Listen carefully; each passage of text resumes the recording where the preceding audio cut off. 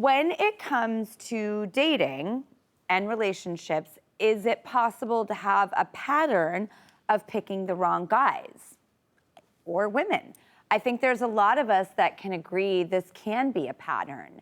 And so today we're gonna break it all down and finding out how to break the cycle, one of my favorite segments, of picking the wrong guys or women. But first, here's Therese's story. Check it out. I'm Teresa Roca. I'm 36 years old and I am from Los Angeles, California, but currently live in Denver. As long as I can remember, I have always picked the wrong guys. I like to think I'm perfect, but I know that I'm not. So I'm recently single. I have had my fair share of long-term relationships. I was married and divorced. The checklist for me, for my ideal guy, is confidence but not cocky, adventurous and fun, great sense of humor, and financially responsible. Those are my 4 non-negotiables. I use my fair share of apps. I'm currently on a pause. I felt like everybody I was swiping through, they might look good on paper, but as soon as I started chatting with them, it was a no-go. And it was exhausting and time-consuming, and I just felt like it was going nowhere. I'm 36 years old, so I don't have forever. Everybody I date is just the wrong guy. He's not right for me. I need somebody right for me. I need help breaking the cycle of picking the wrong guy. Well, please welcome to the show, Theresa. Hello. Hi, Drew. Thank you so much for having me on. I'm so excited. Oh my goodness. I had so many thoughts and feelings when I was watching your tape. And I guess first off, why do you think that you have a pattern of picking the wrong guys? You know, I was married for 5 years, and right after that, I jumped into a 3-year relationship, and he was the complete opposite of my husband. And so I tried to counteract what I had not liked from my previous relationships.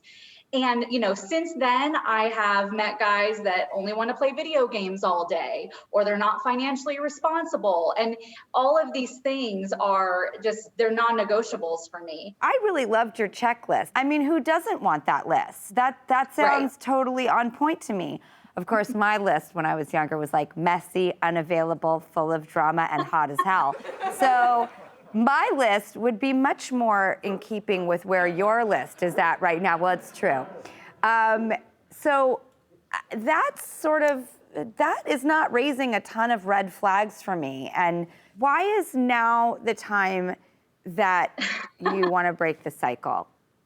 Well, I'm 36 years old now, and I feel like all I've done for the last 10 years is just waste time with the wrong guys. And, there's a stigma with women rounding 40. I hate to say it, but I feel like there is of, you're not doing life right. You're not married. You don't have kids. You're not doing it right.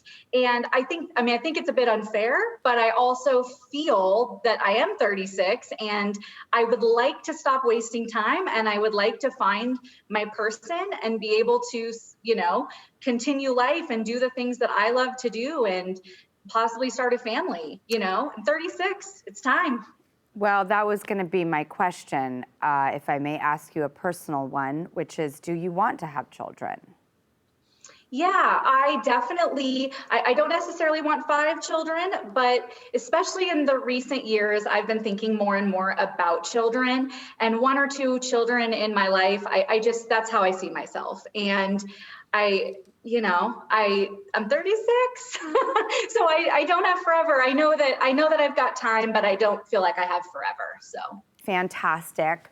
I have a lot to say on this, but I want to bring someone in who will be able to help. She's extremely credentialed, really brilliant, licensed psychotherapist and relationship expert, Dr. Tiffanie Henry. Hi, Dr. Tiff. Hi. How are you guys? Dr. Tiff, I'm really excited to be working with you on this segment, and I'm really excited to hear from you. What do you think about Theresa's path, her journey, her past, present, future? What are your thoughts? Well, I think it's highly common, Drew. I mean, I think all of us, and you stated this too, all of us have kind of like picked some duds over the course of our relationship history. So it's very common for most of us to go through a phase of like bad relationships or picking the wrong guy or girl. So we come up with, and this is what Theresa's done, she's come up with a list. Oh, I don't want this anymore, and I don't want that anymore after those relationships. But the truth is, that she can check all of those boxes on her list and the guy still be a jerk, you know? So the list isn't necessarily the thing that's going to win her Mr. or Mrs. Right. Now, Theresa wants to have children, and at 36 years old, the unfair but true to life ticking clock really kicks in. Now, have you considered freezing eggs? People put money in a bank. Why not put eggs on reserve? So is that something that you would ever consider? Yeah, absolutely. I mean, I think that it's kind of like an insurance policy, right?